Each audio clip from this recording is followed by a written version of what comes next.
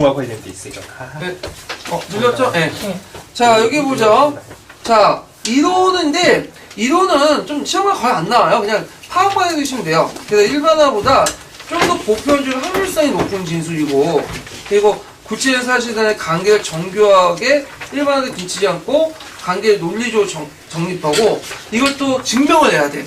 그래서 이제 일반화에 증명을 하는 것이 이론이다. 이렇게 이제 보시면 돼요. 그래서 이제 있고, 기능은 이제 수많은 경험적 형상을 설명할 수 있는 포괄성이 내포되어 있고요. 변이나 개념 사이의 관계를 일반화되 높은 수준의 사고를 요구하는 학습 가치가 높다. 그래서 여기 뭐 보편성에 제한된 비교적 낮은 부분의 이론이 있고, 보편성의 거대 이론이 있는데, 이거 엮여놓치고 읽다 보면 법칙화라는 말과 이론이나 일반화라는 말이 있는데, 이게 혼돈해서 막 써요.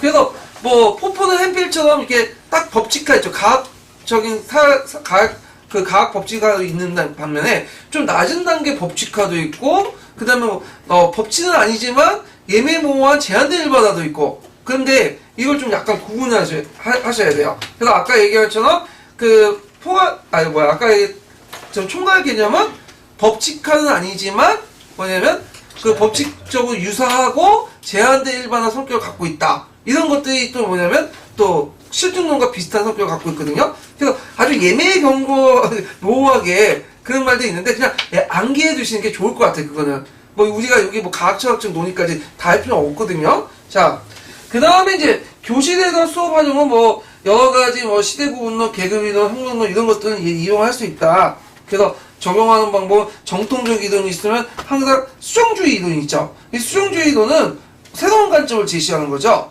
그래갖고 이런 내용도 있고, 그래서 이 이론을 제대로 알려면 역사 사실과 개념을 먼저 알아야 되겠죠. 이런 내용도 있는데 그냥 이런 게 있구나 하고 넘어가시면 돼요. 이론은 그렇게 이제 시험 문제 안 나오니까. 이건 녹색책 65페이지 있는데 각자 읽어보세요. 예, 중요성이 좀 떨어진 것들은 그냥 보고 넘어갈게요. 자, 그 다음에 내용 선정을 보죠.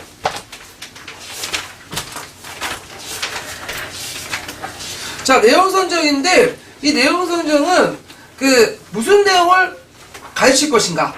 거기는 항상 그 수많은 내용 중에 어떤 것을 뽑아서 가르치기가 중요성의 원리가 개입돼 있죠. 그래서 이제 보면 학문적 측면, 학습자 측면, 사회적 측면, 이 세 가지 측면을 볼 수 있고, 이게 이제 이와 관련된 부분이 10년도 2차 기출문제에 나왔어요.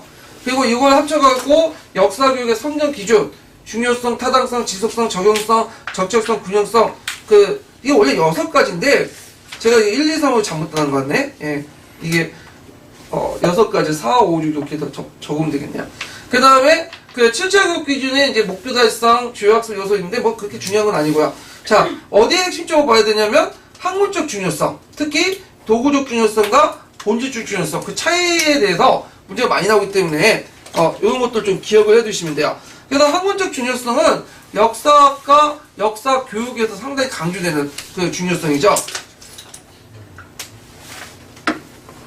자, 그 다음에 이제 뒤에 넘어가서 학문적인 측면을 보죠. 학문적인 측면.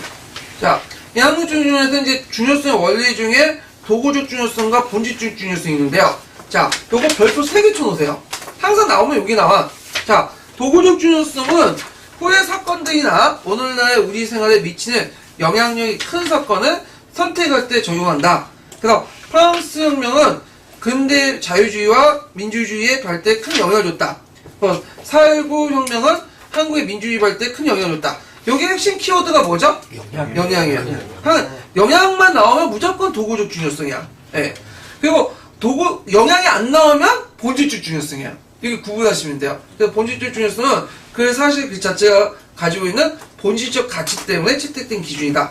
그래서 프랑스 혁명은 인간의 억압하는 구제도의 모순을 타파하고 자유로운 인간 정신을 분출시킨 사건일 때 중요하다. 4.19 혁명은 부패한 정권과 제도의 모순을 타파하고 민주주의 인간 정신을 분출시킨 사건 때문에 중요하다. 각각의 노란 책과 녹색 책에 있는 예문들이에요. 이 예문들. 그래서 예전에 한번 프랑스 대혁명의 도구적 중요성과 본질적 중요성 시험문제 나왔죠. 예. 자, 그 다음에 또 하나의 이제 중요성의 기준이 뭐냐면 현재의 가치와 과거의 가치야. 그래서 현재의 가치는 지금 중요한 걸 바탕으로 해서 역사적 사실을 선택하고 해석하는 거야.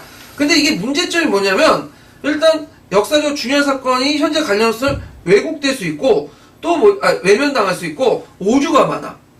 그 대표적인 게 뭘까요? 중국 동북공정사관과 일본의 한국사관이죠. 그래서 얘네들은 자기의 목적에 맞는 사료들만 선택을 하고 나머지 다 배제하죠. 그리고 해석도 자기식대로 해석해. 누구 기준으로 해석해요? 현재의 가치에 따라서. 과거인데 어떻게 생각해? 그 중요한 게 아니야. 예. 그래서 이제 일종의 실용적인 측면이 되게 한데, 이런 것은 독재자들이나 이런 것들을 좀 이용해 먹을 수 있죠? 자, 과거의 가치는 뭐냐면, 현재의 의미가 없어도 좋아. 현재의 의미가 없어도, 과거에 그냥 그렇게 살았더라. 그거야. 그래서 과거를 위한 연구예요. 주로 어떤 연구일까요? 랑케식의. 그래서 이걸 뭐라고 해요? 크루치가 죽은 역사라고 하잖아.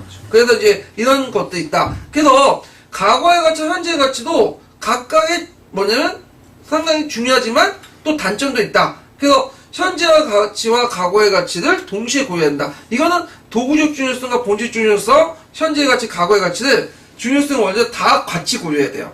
예. 그래서 이제 프랑스 르네상스가 인간각서를 통해서 근대 역사에 큰 영향을 미쳤고, 그 다음에 동시에 다른 사람들의 르네상스 시대에 다른 시대에 다른 인식을 한다고 고려할 때 과거의 가치도 또 중요시이고, 그 영향을 했으니 또 현재 그 도구적 중요성 들어가죠. 그래서 도구적, 본질적, 현재 가치, 과거의 가치를 다 고려를 해야 된다.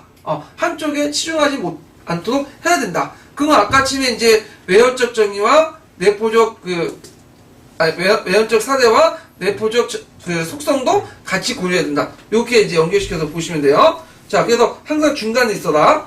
자, 버스의 중요성 기준은 앞에 있는 도구적, 본질적, 현재 가치, 과거의 가치가 좀 다른 거야, 이거는요. 기준이요. 그래서 이제 생활의 어떤 부분이 다른 부분과 중요하다는 원리는 우리 거의 습관적으로 얘기하는데 이것은 중요성의 원리야. 그래서 예를 들어가지고 우리가 이제 뭐냐면 언론의 중요성이 식생활의 중요성보다 더 중요하죠. 그러면 언론의 중요성이 뭐야? 이게 본질적 중요성이에요. 그 다음에 또 하나는 영향이 미친 범위가 큰 사건이 그 범위가 상대적으로 적은 것보다 중요하다고 생각하는데 이건 도구적 중요성이야. 예. 그래갖고 이렇게 본질적 중요성과 도구적 중요성을 또 버스턴이 다른 식으로 얘기를 했어요. 이건 다른 개념이에요. 예. 그래서 이제 파악을 해두시면 되고요.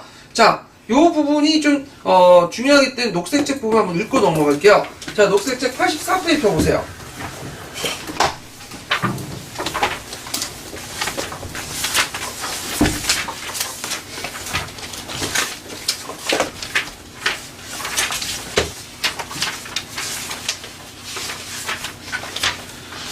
자, 거기 보면 이제 학문적인 중요성이 있는데 그 앞부분에 그냥 넘어가시고 어딜 보시냐면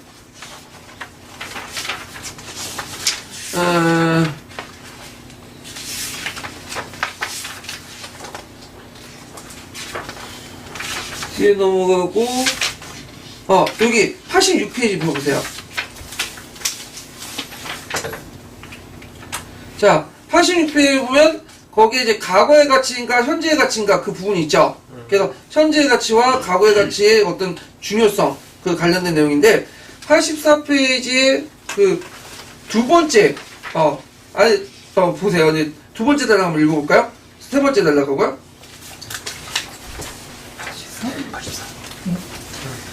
교과학문에 중요하고 의미 있는 교육 내용을 선택하는 86페이지다. 86페이지 두 번째, 세 번째. 예, 제가 잘못만 했어요. 네. 역사 교육 내용은 과거의 가치인가 혹은 현재의 가치인가에 따라서 그 중요성이 달라지기도 한다. 역사의 현재적 효용성을 강조하는 입장에서는 현재의 가치를 중시하여 교과 내용을 선정한다. 그들은 모든 역사는 현재 입장에서 중요하다고 판단된 것의 역사라고 보기 때문이다. 반면 과거의 가치를 중시하는 견해에 따르면 역사적 사실의 중요성은 과거의 사람들이 중요하다고 판단된 것에 의해 결정되어야 한다. 역사가는 과거 생활 속으로 들어가서 당시 사람들의 눈으로 그 시대를 이해해야 한다는 것이다. 현재의 가치와 과거의 가치 중에서 하나를 선택하는 것은 어려운 문제다. 현재의 가치가 중요하다고 판단하는 경우 자칫 실용적인 역사관에 빠져서 역사적 사실의 선택과 해석의 기준을 오로지 목적에 대한 적합성에서 찾는 오류를 범하게 된다. 이 경우 역사가에게 과거는 역사적 과거가 아니라 실용적 과거가 되고 만다. 이처럼 실용적 과거를 강조할 경우 어떤 사건은 현재와 관계없이 역사성 자체만으로도 중요하다는 사실을 외면할 우려가 있다. 과거의 가치에 더 비중을 두는 경우에도 위험 요소는 있다. 역사를 단순히 과거의 재구성으로 인식해 자칫 역사 연구가 이른바 과거를 위한 과거의 연구에 머물게 되고 결과적으로 현대인에게 의미 있는 통찰력을 제공하지 못하게 된다. 그래서 과거의 가치를 너무 강조할 경우에 현대인들이 의미 있는 통찰력을 제공하지 못한다. 그 단점 외워두시고요. 그 다음에 그 옆에는 이제 과거의 가치와 현재의 가치를 같이 중요시 여겨야 된다 하면서 그 르네상스를 이제 관련된 주제를 선택할 때 그 이유를 87페이지에 첫 번째 단락에 있죠. 그럼 읽어보시고요. 그 다음에 이제 앞부분 나와서 또 하나가 이제 뭐냐면, 도구적 중요성과 본질적 중요성이죠. 그래서 그 내용이 이제 어디 나와 있냐면, 84페이지 두 번째하고 세 번째 단락이 있어요. 두 번째와 세 번째. 그래갖고, 그 본질적 중요성과 도구적 중요성의 개념하고, 그와 관련된 예문들이 84페이지 두 번째, 세 번째 마지막 부분에 있거든요. 요것도 한번 읽어볼게요. 그 다음 분 누구죠? 네. 교과학문에 중요하고 의미 있는 교육 내용을 선택한다는 것은 너무 당연하고 상식적인 말이지만 중요한 것이 무엇인지 구체적인 기준을 정확히 잠깐만, 제가 84페이지라고 읽었나? 네. 예. 이거 책이 다른가? 책이 다르나 보네. 잠깐만요. 여기에서 또 여기 있네요. 제가 이 내용이 약간 좀 다른 것 같아. 두 번째하고 세 번째, 맞아요. 이게 약간 앞부분이 곤쳤어, 얘가. 예. 예, 계속 읽으시면 돼요. 교육 내용의 학문적 중요성을 판단하는 것은 역사 해석의 문제로 귀결되기 때문이다.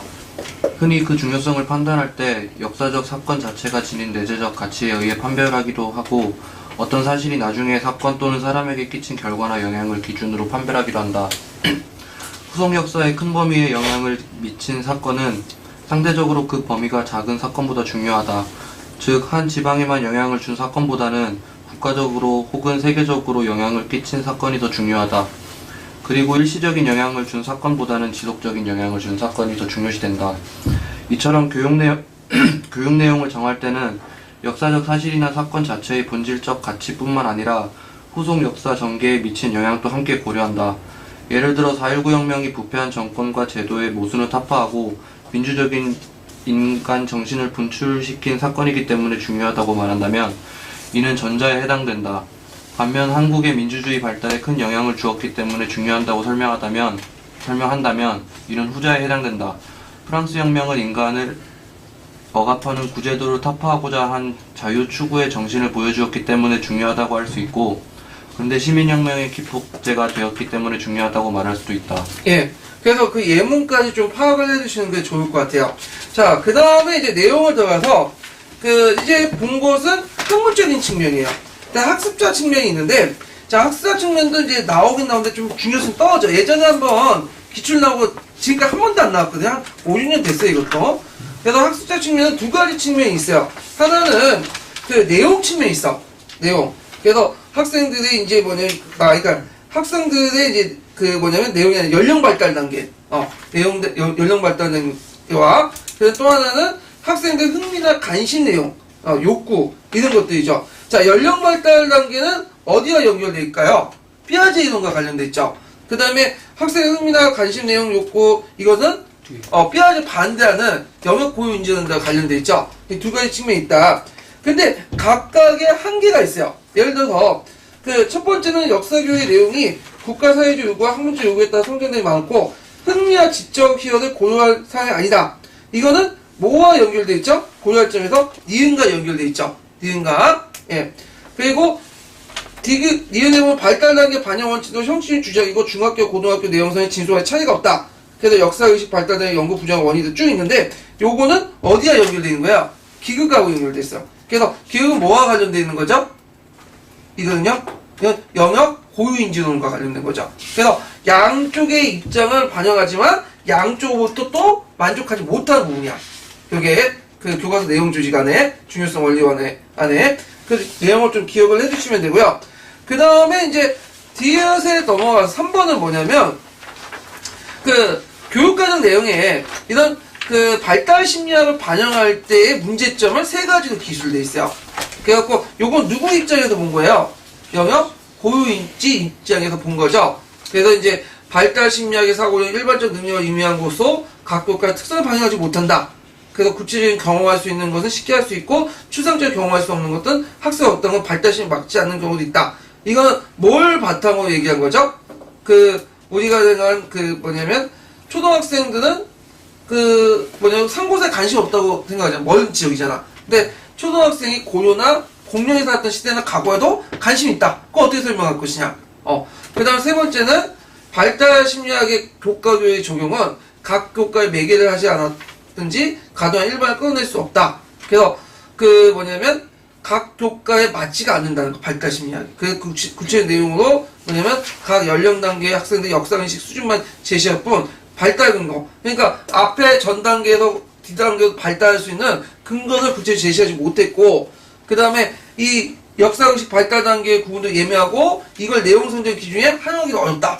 이런 내용도 있어요. 그래서 이제 정리하면 말하면 그 첫 번째 이제 뭐냐면 그 고려할 점은 각각 누구의 입장을 고렸다?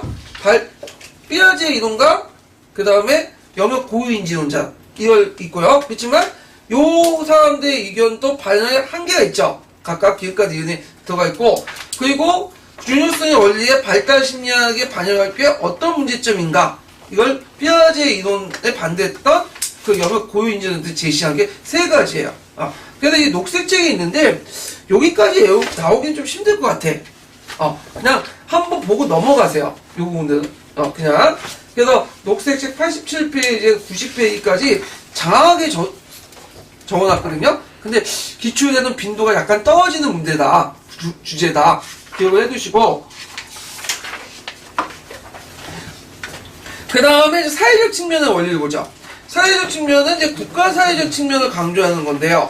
그래서 이제 그 시대적 사회적 요구를 반영하고 국가교육과정의 목표의 관련성과 국가와 민족의 이해, 이익 여부, 현재 문제 해결 적용 여부를 판단한다.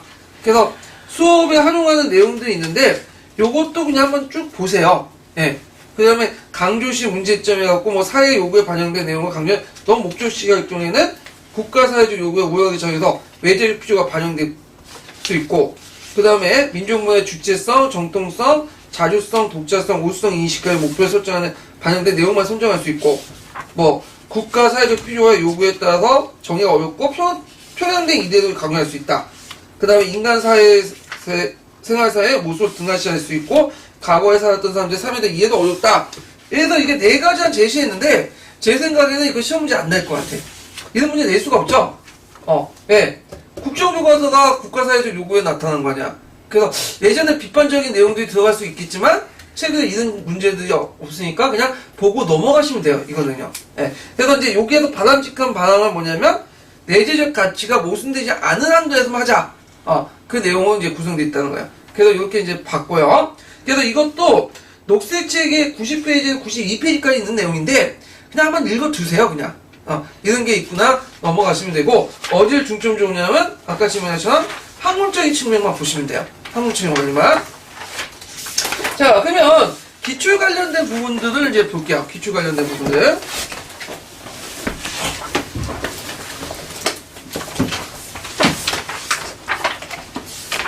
자, 중요성 성장 기준을 보면요. 자, 여기 보면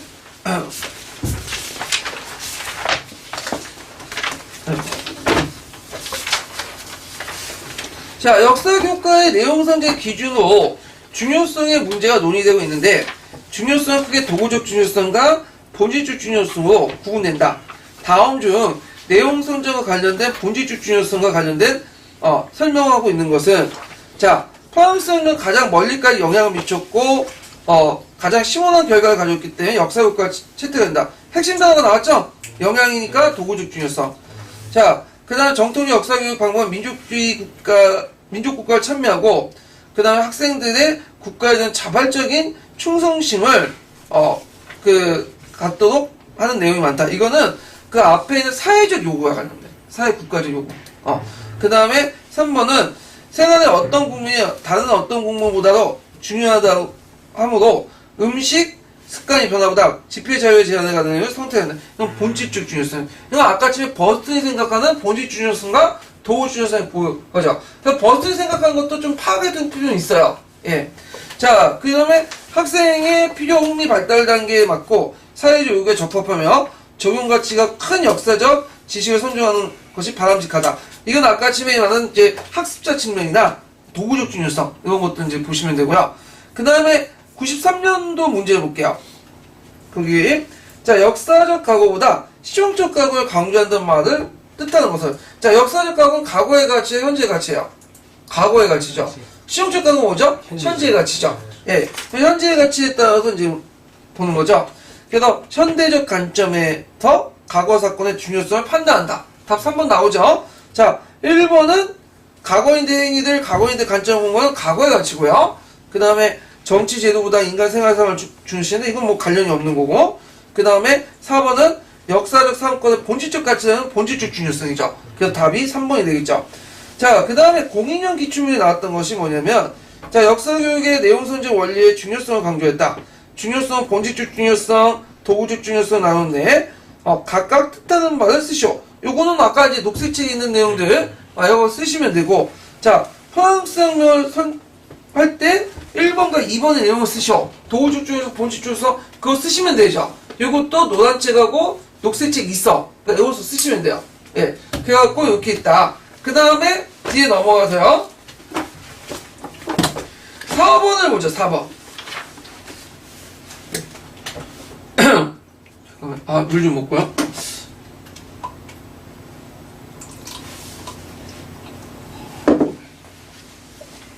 자, 10년도 기출문제인데요. 자, 역사교육의 내용을 선정하는 원리에는 중요성의 원리가 있다. 자, 여기서 본질적 중요성, 도구적 중요성, 과거의 가치로서의 중요성, 현재의 가치로서의 중요성 등이 있다. 자, 도구적 중요성은 항상 뭐가 핵심 키워드라고 했죠? 영향. 자, 김교사는 아시아의 여러 나라의 근대 국가의 건설 과정에 끼친 영향을 보여줄 수 있는 주제를 구성했으면 좋겠다. 자, 영향이니까 도구적 중요성이죠. 그 다음에, 베트남 민족주의 운동에 영향을 주었다는 점에서, 팜포이초 활동을 중심으로 구성해보았으면 좋겠다. 예. 그래서 영향 들어갔으니까 도구적 중요성. 그 다음에, 팜포이초도 좀 기억을 해두세요. 가끔씩 그 예문에 나오는 게 또 문제 나올 수 있어. 그 예전에 IT 혁명처럼 이렇게 나올 수 있죠. 예. 자, 그 다음에 이제, 박 교사는, 자, 아시아의 민족운동이 당시 제국주의에 대항하는 과정에서 저항정신을 보여준 것임을 알 수 있는 주제로 구성했으면 좋겠어요. 이게 뭐, 어느 건지 뭐냐면 무조건 영향이 없으면 본질적 중요성이야. 그 다음에 최 교사는, 자, 아시아 민중들의 삶에 어떤 영향을 가졌는지를 보여줄 수 있도록 구성했으면 좋겠어요. 영향 나오죠? 그러면 도구적 중요성. 그 답이 기흥, 니은, 니으니까 4번이 되겠죠. 자, 그래가지고 이렇게 해서 이제 한번 또 풀어봤고요. 그 다음에 내용 선정을 했으면, 그걸 조직을 해야 되겠죠? 내용 조직을. 그래서 이제 내용 조직을 들어가보자. 내용 조직을. 자, 이 내용 조직 유형도 이제 그 녹색책에 있는 내용인데요. 자, 예전에 말한 것처럼 3단계에 따라서 조직한다고 했죠? 국가교육과정 단계, 교과서 단계, 교실 수업 단계인데, 국가교육과정을 바탕으로 해서 교과서에서 재조직을 하고요. 그 다음에 교과서를 바탕으로 해서 또는 교육과정을 바탕으로 해서 교사가 교실 수업을 하게 돼요. 다시 내용을 재조직하죠. 예. 그래서 이제 있고요. 거기에 제일 기본적인 단계는 뭐죠? 국가교육과정이죠. 보통 이제 교육과정에 입각해서 교과서도 만들고 그래요. 자, 그래서 이제 국가 수준의 교육과정, 그러니까 이제 교육과정 단계를 보면요. 이걸 바탕으로 해서 이제 교과서나 수업 내용도 결정이 되는데, 일단, 교수용의 가장 기본적인 조직 유형이고, 그 내용에 따라서 단원이 편성하는데, 이건 권고사항이 아니야. 필수해야 돼. 이 단원 설정을 할 때 필수라는데, 대개 보면 이제 국가에서는 예전에는 중단원까지 설정해줬어. 중단원. 그러니까 중단원이나 대단원. 그리고 그 중단 밑에 이제 그 안에서만 자율적으로 하는데 7차 교육과정 개정이 바뀌면서 중단원이 아니라 대단원을 뒀어요. 그거는 뭐예요? 나름대로 자율성을 주겠다는 거야. 물론 그거에 대한 반론도 있긴 있어요. 예, 그런 것도 있다. 자, 그래서 그 내용도 좀 보시면 되고요. 그 다음 문제점을 이제 보면요. 이거 니은을 보면요. 자, 교과 목표와 내용을 밀접하게 관련시키고 학생들이 학습을 통해 성취할 능력이나 특성을 그러니까 학습의 성취 기준까지 제시해요. 그래서 요거 예전에 기출문제 나왔죠. 그래서 어떤 부분에 학생들이 학습을 통해서 성취할 기준이 뭔가 이런 것들 좀 기억을 해두시면 되고요. 자, 그 다음에 이제 문제점을 보면 교육과정에 제시되고 있는 역사 사실 포괄적이고 자료와 활동이 막연하여 실제 구체적인 수업 내용은 교과서 수업을 거치면서 정해졌다. 그 다음에 이게 너무 이제 막연하다는 거지. 교육과정 그 제시된 타이트하지 못하다. 그리고 또 한차는 국가차원의 교육과정의 내용 제시이 상세한 것은 이전부터 더 구체적이고 교과서 수업을 구제하는 걸 결과를 초래한다. 그럼 양반대 쪽이죠. 그러니까 보수가 어디고 진보가 어디겠어? 딱 보면 니은이에요? 기읒이에요? 예?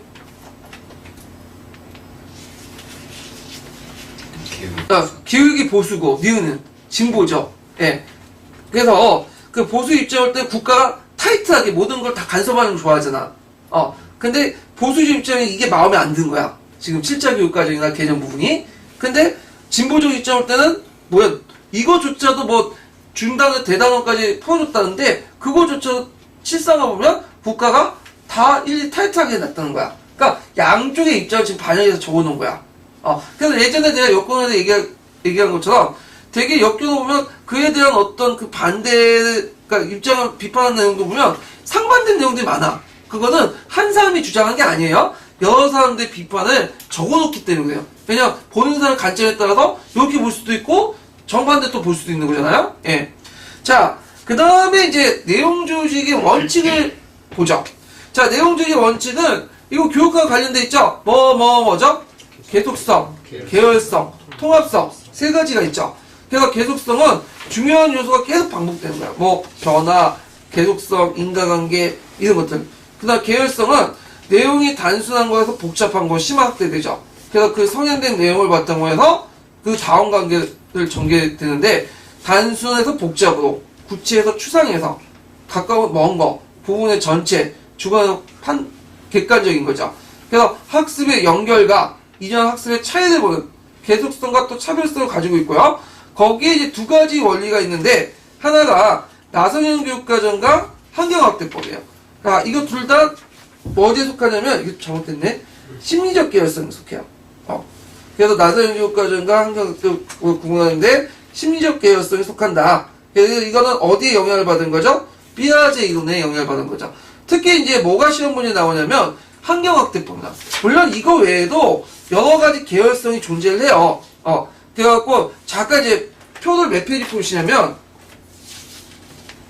그 표 니턴에서 몇 페이지 보시냐면 자 1065페이지 표 보세요. 자 거기에 보면 그 개헌한 내용들이 많아요. 뭐 역사의 교육성과 포괄법칙 가지고 이제 나눌 수도 있고 거기 교과 내용 체계 안에서도 학습 목표 절차 조직, 나성형 교육과정, 그 다음 또 환경학대법, 학폭별 조직 방법, 내용 차이 조직 방법이 있는데, 거기에서 이제 부각되는 부분이 환경학대법이다. 요거 꼭 기억을 해주시면 돼요. 요번에 계열성 나왔죠? 시험 부분. 예. 그래서 요거 이제 좀 이따 찾아볼 텐데, 이렇게 뭐야. 통합성은 내용을 상호 연결하고 통합을 하는 거야. 그래서 되게 중학교 사계수 교육에서 세계지와 연결시키고, 정치와 연결시키고, 그래서 요거는 이제 계열성과 계속성은 종적 조직인데 학년에 따라서 이렇게 조직되는데 계열성 학년 안에서 조직하는 행적 조직이에요. 그래서 있다. 그래서 이제 세 가지 원칙 중에 집중적으로 볼 것은 계열성이고 그리고 그 중에서도 어딜 집중적으로 보죠? 환경학대법 봐라. 이런 것들 좀 기억을 해두시면 돼요. 자, 그러면 녹색책 관련된 내용들 한번 읽어볼게요. 97페이지.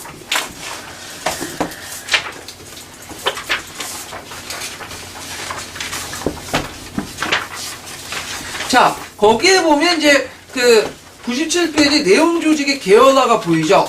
내용 조직 계열화. 그 계열화에 대한 계열성에 대한 정의예요. 요번에 기출이 나왔던 교육과정에 반영되어 있는 그런 내용인데 한번 읽어볼게요.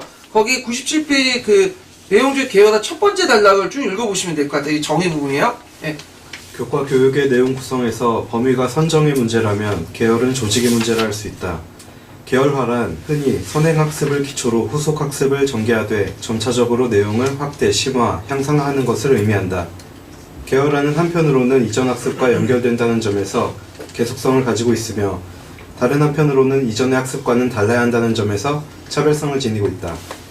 일반적으로 학습 내용은 단순하고 구체적인 것에서 복잡하고 추상적인 것으로, 가까운 곳에서 먼 곳으로, 부분에서 전체로, 주관적인 것에서 객관적인 것으로 확대되는데 역사교육 역시 이러한 조직 원리를 따르는 경우가 많다. 예. 그래서 계열화에 대한 정의가 여기에서 나오고 그래서 계속성과 차별성을 가지고 있다는 걸 좀 기억을 해두시면 돼요. 자, 그 다음에 계열화의 종류들이 쭉 나와. 근데 여러분들 이거 다 볼 필요 없어요. 그냥 한번 쭉 한번 읽어보시면 되고요. 어디에 이제 집중적으로 보냐면 쭉쭉 넘어가서 이게 몇 페이지야? 적어놨는데 요거 환경학대법이 그 뒤에 나오니까 요건 좀 이따 보고 잠깐 이제 좀 넘어가서 그 계속성, 계열성, 통합성의 원칙 있죠? 108페이지 있죠? 108페이지에서 109페이지 내용을 한번 시간 될 때 읽어보세요. 특히 계열성의 원칙들을 꼭 기억을 해두시면 될 것 같아요. 계열성의 원칙. 예. 그 다음에 이제 환경학대법은 좀 이따 읽어보죠. 요거 뒤에 있으니까. 예. 자, 그 다음에 이제 계열화 유형을 보죠. 계열화 유형. 자, 계열화 유형들이 되게 많아요. 그래서 이제 그 교과 내용에 체계한 내용 조직해갖고 그 다음에 목표에 따라서 계열화를 낼 수 있어요. 그래도 있고 나선형 교육과정이 있는데 그 나선형 교육과정은 이제 그 교과 내용 체계의 내용 조직 각자 읽어보시고 이건 중요한 건 아니니까 나선형 교육은 논리적 접근 방법에서 제가 이거 잘못 써놨어요. 심리적, 영역 심리적, 그 다음에 그 영역 중립이론 이렇게 곤치시면 돼요.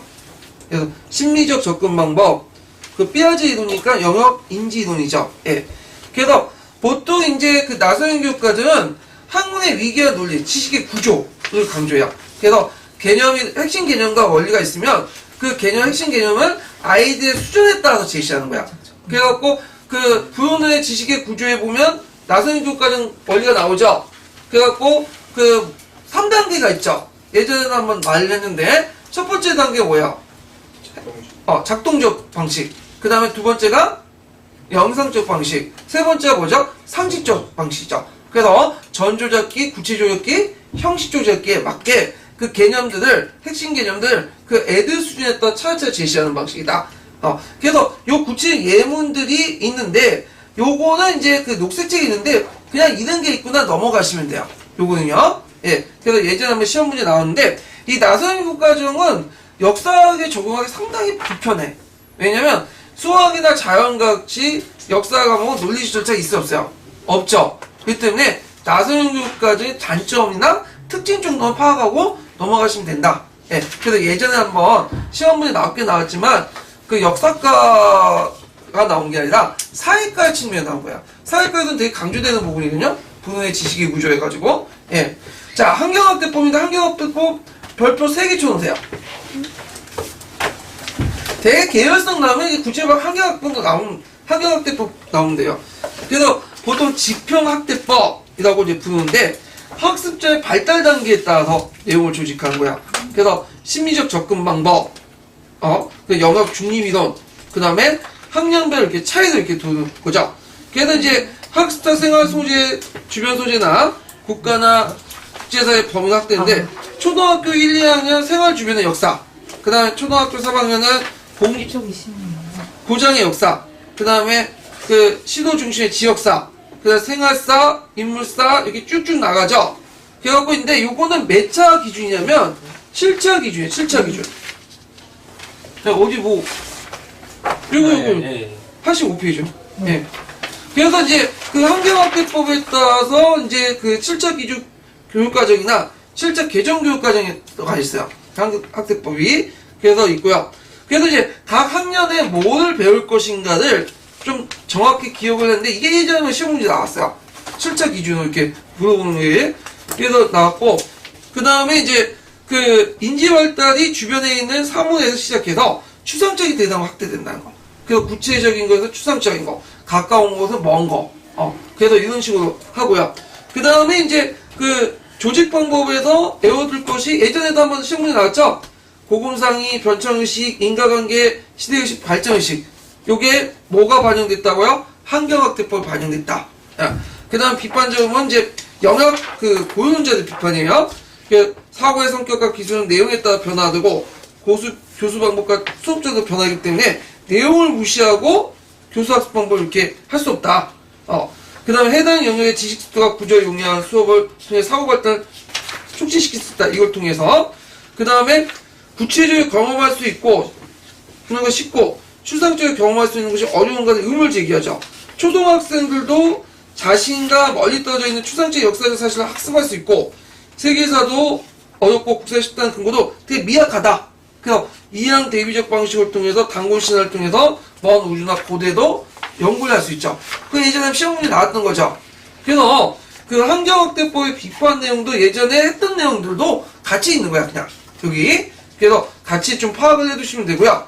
자, 그래서 중점적으로 볼 것은 환경학대법 이 부분을 좀 중점적으로 보세요. 그래서 그 관련된 내용이 한번 찾아서 읽어볼게요. 105페이지.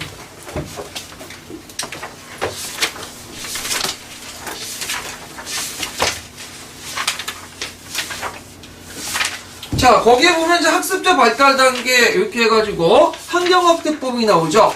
또는 지평학대법이라 부르는데, 자, 거기에 첫 번째는 환경학대법과 지평학대법의 그 특징과 정의를 지금 보고 있는 거야. 자, 105페이지. 105페이지 맞나? 104. 103페이지네요. 네, 103페이지. 네. 그래서 잠깐만. 103페이지 첫 번째 단락 한번 읽어볼게요. 104페이지가 거쳐서. 예. 내용 조직의 계열화에 널리 활용된 방법은 환경학대법 내지 지평학대법이다. 이것은 학습 영역을 가족이나 이웃과 같이 학습자의 생활 주변 소재에서부터 출발하여 지역사회의 생활 소재를 거쳐 국가나 국제사회로 범위를 확대해가는 방법이다. 즉 학년에 따라 다루는 공간을 점차적으로 확대해가는 공간적 계열화다. 이 방법은 학습자의 인지 발달이 주변에 있는 사물에서 시작하여 먼 곳의 추상적인 대상으로 확대된다는 이론에 근거하고 있다. 환경학대법에 따르면 초등학교의 역사교육은 가족, 지역사회와 같이 아동이 일상생활에서 친숙하게 접하는 개념을 확대하거나 정교화하는 과정을 거친다. 우리나라의 초등 사회화 교육과정은 주로 경험 확대의 원칙에 따라 편성되었다. 초등학교 1, 2학년에서는 생활 주변의 역사, 3학년에서는 고장의 역사, 4학년에서는 시도를 중심으로 한 지역사, 5, 6학년에서는 생활사와 인물사를 중심으로 한 국가의 역사를 학습 내용으로 정하고 있다. 초등학교 역사교육은 세계사가 제외된 국사만으로 이루어지고 역사 교과서가 따로 있는 것이 아니라 사회 교과서에 통합되어 있다. 그리고 중학교 사회과에서 지역과 사회 탐구 단어를 가장 먼저 편성한다든지 아시아의 역사와 지리를 먼저 배우고 유럽이나 아메리카 역사와 지리를 나중에 배우는 것도 이 원리를 따른 것이다. 자, 그래서 여기에서 이제 볼 게 뭐냐면 초등학교는 뭐가 적용돼 있고 그 다음에 중학교는 뭐가 적용되는지 그걸 이제 보시면 되죠. 예, 초등학교만 나오네. 초등학교 그 내용을 좀 기억을 해두세요. 중고등학교는 이제 여러분들 알다시피 그 교육과정 부분 있죠? 교육과정 부분 참고하시는 게 좋을 것 같아요. 근데 예전에 나왔긴 나왔는데 제 생각에 안 나올 것 같아. 왜 초등학교 관련 없잖아. 예. 하여튼 있고 그 다음에 이제 환경학대법을 적용하는 내용들이 있는데 이거에 대한 비판 내용이 그 뒤에 있어. 105, 그 몇 페이지죠? 104. 잠깐 같이 볼게요. 그 환경학대법에 대한 관련된 내용들이 그 104페이지 마지막 단락 있죠? 하지만부터 해가지고 쭉 내용이 있는 것이 환경학대법의 비판 내용이야. 그러면 그 비판 내용을 한번 읽어볼게요. 자, 하지만부터 해가지고 그 어디까지 이제 보냐면 뭐 그 담론 수준과 질적인 차이가 바뀌어야 한다까지 한번 읽어볼까요? 예. 하지만 환경학대법에서 설명하고 있듯이 구체적이고 경험할 수 있는 것이 쉬운 반면 주장적이고 경험할 수 없는 것이 어려운지에 대해서는 논란의 여지가 있다. 초등학교 학습자가 반드시 자신 주변의 소재에 관심을 갖는 것은 아니며 오히려 먼 우주나 고대 신화의 세계에 흥미와 호기심을 갖는 경우도 많다. 또한 고등학생들이 자신 주변보다는 먼 나라의 역사와 생활에 더 흥미를 느낀다는 것도 증명된 바가 없다. 지리에서는 오히려 거시에서 미시로 나아가야 한다는 원칙을 제시한다.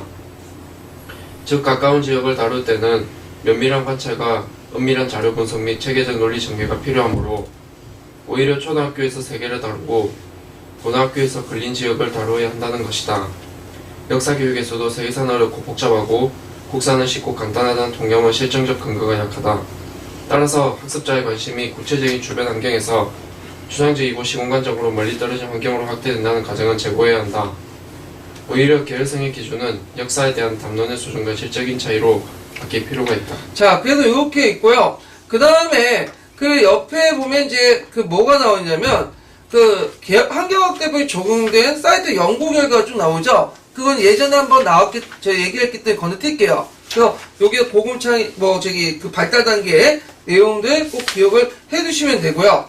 그 다음에 이제 요거는 이제 여기에서 중요한 내용들 이제 파악했고, 그 다음에 넘어가서 몇 페이지 보시냐면요. 한번 문제 한번 풀어볼까요? 자, 402페이지 펴보세요. 402페이지.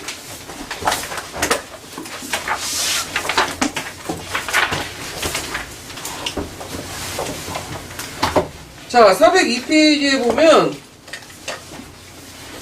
뭐가 나오냐면, 잠깐만요.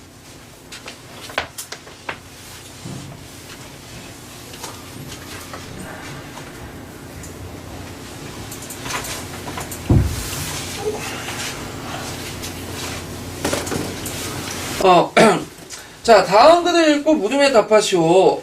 그래갖고 이제 그 예문을 각자 읽어보시고, 거기에 보면 이제 역사를 잘 가르치기 위해서는 역사 고유한 인식 방법을, 해갖고 이제 사실, 증거, 해석, 인과관계 관련되어 구체에 쓰시오 있거든요.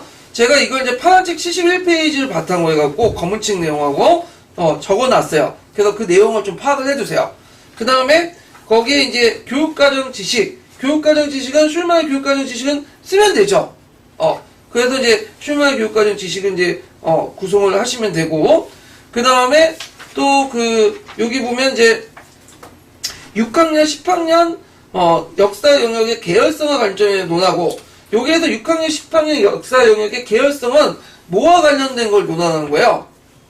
환경학대법과 관련된 걸 쓰면 되죠. 그 6학년 생활사를 인문사 중심으로 공부하고, 중학교는 정치사 중심으로 한국사, 세계 역사를 공부하고, 고등학교는 분류사를 중심으로 한국사를 공부하는데, 파란색의 내용인데, 이건 좀 주의할 게 뭐냐면, 요게 이제 문제가 7차 교육과정 관련된 내용이야.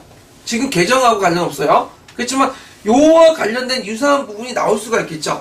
어떤 식으로 나올 수 있죠? 중학교에는 어떤 과목을 어떤 분야를 공부하고, 고등학교는 어떤 부분을 공부한다. 그래서 또 바뀌었죠, 요번에 15년 개정 교육과정에. 예전엔 정치사와 문화사였죠, 중학교는. 이번에 뭘로 바뀌었어요? 정치사가 바뀌었죠. 예. 그 바뀐 내용들 좀 다 기억을 하셔야 돼요. 근데 최근의 것이 나올 거야, 15년 것이. 그래서 이제 이런 것들 보시면 되고요. 역사적 글쓰기 평가 방법 수행평가인데, 요 부분은, 그냥 답안 참조하세요. 그 녹색책 뒷부분에 있는 내용이거든요. 예. 그래서 이렇게 해서 한번 문제를 파악을 했어요. 그 다음에 잠깐 뒤에 넘어가서 2번 보죠, 2번. 자, 거기에 보면 이제 불운의 나선형 교육과정이 있는데, 여러분 아는 불운의 나선형 교육과정은 학문주신 교육과정 바탕으로 한 거고, 지식의 구조도 강조하죠. 그래서 그 해당 교과의 핵심 개념을 강조하잖아요. 그래서 그 개념의 조직 원리와 이론이 사회과 교육과의 내용 중에 어떻게 활용할 수 있는지 쓰시오 있는데, 요 문제는 안 나오요. 왜냐면 이 문제는 어디 나오냐? 차경수가 쓴 그 사회과 교과 부분에 나왔어요. 안 나와. 일상 문제인데, 왜 시도하냐면, 예전에 98년도에는 그 역사, 지리, 일사 통합 문제가 있었거든요? 같이 나왔던 문제예요. 그래서 그냥 시도놓은 거야. 네. 그래서 이거는 그런 게 있구나 하고 넘어가시면 되고, 불운의 나선형 교육과정은 역교동 분야보다는 어디에서 봐요? 교육학에서 보는 거예요. 교육학. 예. 자, 그래서 이렇게 해서 이제 봤고, 자, 그 다음에, 다시 넘어가서, 교과서 수준의 교육과정 볼게요. 제가 좀 약간 진도를 빨리빨리 뺄게요. 이게 진도가 좀 느린 것 같아서, 뒷부분도 할 게 많아요. 예, 한국사도 하고, 세계사도 하기 때문에. 자, 그래서 이제 그 교과서 수준의 교육과정은 앞에 교육과정, 국가 수준의 그 교육과정 있죠? 그러니까 교육과정을 중심으로 해서 재조직한 거야. 그래서 개념을 보면 국가교육과정의 내용을 교과서의 내용을 병역해서 썼고요. 그래서 실제 수업의 토대가 됐고, 그 특징을 보면 교육이나 교과서 보는 관점에 따라서 구성 요소가 달라지며 문체나 표현 방식의 차이가 있는데 특히 집필자의 관점이 많이 드는. 그래서 우리가 이제 대표적으로 치는 교과서가 하나 있죠? 뭐죠? 한국사의 교학사.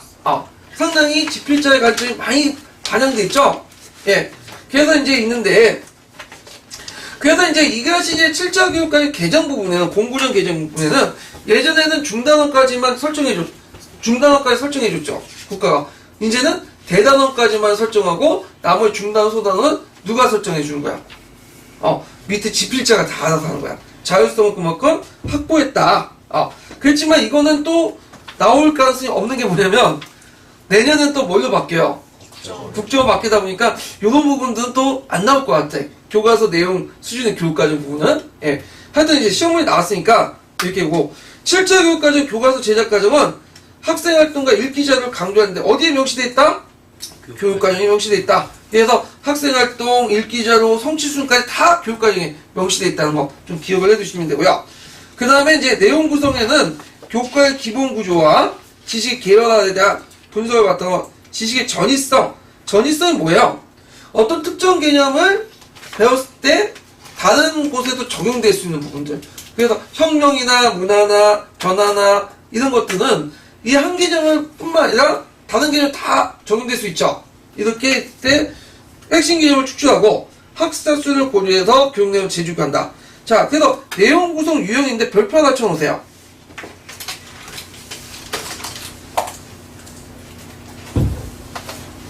자, 먼저 이제 그 설명은 뭐냐면 그 사실, 개념, 원리 등을 먼저 설명하고 구체적 사례를 제시하는 방법.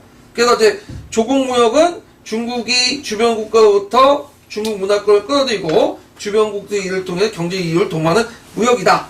먼저 뭘 제시했죠? 이건 잘못됐네. 개념을 제시했죠. 개념 고치세요. 그리고 그와 관련된 뭘 제시해요? 사례를 제시해죠. 거기에 사례를 제시한 건 뭐죠? 가반무역이죠. 예, 가반무역. 그래서 이제 이런 거 있는데 이걸 통해서 개념과 원리를 먼저 제시하고 그 다음에 사례를 제시함으로써 학습을 좀 더 구조화시킬 수 있죠. 큰 개념을 제시하고 구체적 사례를 제시하면서. 근데 이거는 꼭 정형적인 유형이고 거꾸로도 할 수도 있어. 사례를 제시하고 개념 추출할 수도 있어요. 근데 대개 보면 이런 형태가 많다라는 거죠. 그 예문은 제가 만든 거예요. 제가 만든 교과서에서 관련된 것들을 제가 축출해서 적어놓은 거야. 교과서는 저기 녹색책은 없어요. 예. 자, 그래서 제일 일반적인 방식은 무슨 형이다? 설명형이다. 이게 예전에 기출문에 나왔던 거야. 그래서 이제, 그 설명 부분 개념을 고치세요. 그거 보이시죠? 설명 부분 개념으로. 아니, 그게 아니라 그 예문 속에 설명 부분 있잖아요. 설명 부분인데, 그게 개념이고, 그 밑에 개념에 대한 사례 지시. 이게 좀 수정해 주시고. 자, 학습형을 보죠, 학습형. 학습형은 뭐냐면, 탐구학습이야. 그래갖고 어떤 예문이 주어지고, 그거에 대해서 밑에 이제 탐구 문제 평가가 주어져. 그래서 제가 그걸 이제 한번 찾아봤거든요. 그래서 마하텐겔의 기왕이라는 영화가 있고 그 내용이 있어요. 그래서 그 내용을 보고 거기에서 이제 그와 관련된 탐구 문제 평가 부분을 제시하는 거야. 그래서 학습자들이 적극적으로 뭐예요? 개입을 해서 문제를 푸는 거죠. 그러면서 발견학습도 가능하죠. 그리고 알매 시열도 어떻게 해요? 느끼죠? 그래서 이제 그 가정과 활동, 발견학습, 학습의 정의, 되게 능동적인 참여와 지적 시열을 느낄 수 있다. 그래서 이런 것도 있다는 거. 그래서 이걸 통해서 또 역사의 주요 개념과 원리를 판다고 평가하는 방식이 학습형이라는 거죠. 탐구형, 수소할 수 있는 거. 그래서 이야기형은 뭐냐면, 교과서는 딱딱한, 텍스트 형식으로 돼 있잖아요. 근데 그게 아니라 이제 정사뿐만 아니라 열전, 문집, 정기, 서랍, 민담, 이다 같은 걸 교과서에 서술한 거야. 그러니까 이야기 형식으로 서술돼 있어. 그래서 제가 그 관련된 내용들을 무하메드 부분에서 찾아냈거든요. 그 무하메드 활동사항을 내러티브 방식으로 이렇게 제시했어요. 이게 이야기형이야. 그래서 세 가지 유형이 있다. 설명형, 학습형, 이야기형. 세 가지 유형이 있고, 그 중에 제일 많은 일반적인 형은 뭐다? 설명형이라는 거죠. 그래서 이제 이 설명형, 학습형, 이야기형이 어디에 또 반영되냐면 교육 내용 조직 의미와 단계에 반영돼요. 그래서 그 교육 내용 조직은 그게 대단원, 중단원, 소단원인데 그거는 교과서 표본 나오죠. 구성이. 그래서 대단원에는 뭐가 구성되어 있고 중단원 뭐가 구성되어 있고 소단원 뭐가 구성되어 있고 적어놨는데 요 부분은 제가 예전 책을 기준으로 적어놨어요. 그래서 읽다 보면 제 책을 읽다 보면 좀 내용이 다른 게 있어. 그래서 좀 비슷하게 했는데 일단은 그걸 좀 차이점을 파악을 했는데 그걸 중요한 부분은 아니에요. 그거는. 예. 그래서 이거는 이런 게 있구나 하고 넘어가시면 되고 다만 여기에 있는 필기 내용하고 거기 그 뭐냐면 녹색 책에 있는 내용하고 좀 약간 다를 수가 있다. 그냥 읽고 나중에 확인해 보세요. 그냥 이거. 그래서 이제 그 관련된 부분을 중요한 부분도 한번 읽고 넘어갈게요. 110페이지